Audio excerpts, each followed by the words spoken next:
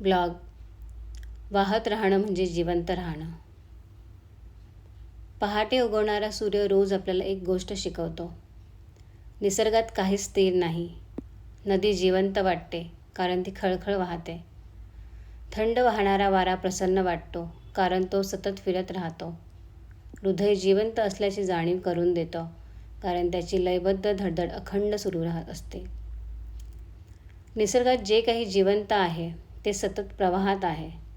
संपूर्ण सृष्टी सतत कार्यरत आहे. थांबणं, साचणं, गोठणं ही निसर्गाची भाषा नाही. मग माणूसच का स्वतःला थांबवून ठेवतो? फक्त माणूस मात्र कधीकधी आराम या नावाखाली स्वतःलाच थांबवून टाकतो. थोडा आराम करू म्हणता म्हणता नकळत माणूस निष्क्रियतेच्या दलदलीत अडकत जातो.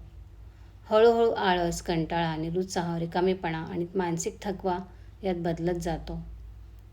रिकामं डोकं हे शैतानाचं घर असतं ही म्हण उगाच निर्माण झालेली नाही. कारण जेव्हा शरीर काम करत नाही, मनाला ध्येय उरत नाही, बुद्धीला नवीन विचारांची दिशा मिळत नाही, तेव्हा माणूस हळूहळू स्वतःच्याच विचारांमध्ये अडकायला लागतो. वाहतं पाणी निर्मळ राहतं, पण तेच पाणी एका जागी साचलं की त्याचं डबकं होतं. तसंच काम, स्वप्न, प्रयत्न आणि हालचाल नसलेलं जीवन हळूहळू आतून कुजायला लागतं. आराम हवा, विरंगुळा हवा, शांतता हवी, हे सगळं आवश्यक आहेच. पण एका मर्यादेनंतर सततचा आराम माणसाची ऊर्जा खायला लागतो. अति आरामही माणसाला आतून पोखरतो. पूर्वीची पिढी सतत काही ना काही कामात गुंतलेली असायची.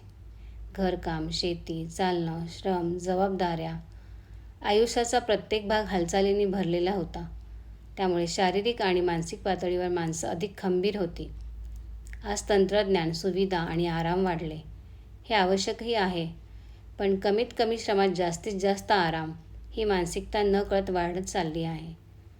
सतत बसून राहणं, हालचाल कमी होणं, असंतुलित दिनचर्या यामुळे लठ्ठपणा, थकवा, बेचैनी आणि अनेक शारीरिक मानसिक समस्या वाढताना दिसतात.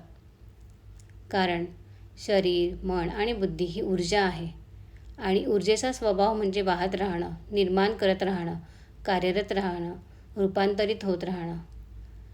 ही ऊर्जा जर योग्य कामात, अभ्यासात, साधनेत, सेवेत किंवा निर्मितीत वापरली नाही तर तीच ऊर्जा चिंता, नकारात्मक विचार आणि अस्वस्थता बनून बाहेर पडते. म्हणून काम हे फक्त पैसे कमावण्यासाठी नसतं. काम म्हणजे स्वतःच्या अस्तित्वाला अर्थ देणारी प्रक्रिया. अधूनमधून घेतलेला विरंगुळा माणसाला ताजंतवानं करतो, पण त्या विश्रांतीची खरी मजा तेव्हाच येते जेव्हा आपण आधी मनापासून काहीतरी काम केलेलं असतं.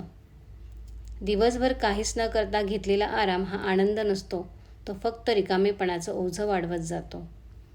काम नेहमी ऑफिस, पैसा किंवा धावपळच नसते. कधी ते स्वतःवर काम करणं असतं, कधी व्यायाम, कधी वाचन, कधी लिखाण, कधी साधना, तर कधी आपल्या स्वप्नांसाठी रोज एक छोटं पाऊल टाकणं असतं. कारण जीवनाला प्रवाह असतो आणि प्रवाहातच जिवंतपणा असतो. काम करणारा माणूस कदाचित थकत असेल, पण काहीच न करणारा माणूस आतून हळूहळू संपत जातो. धन्यवाद, धन्यवाद, धन्यवाद.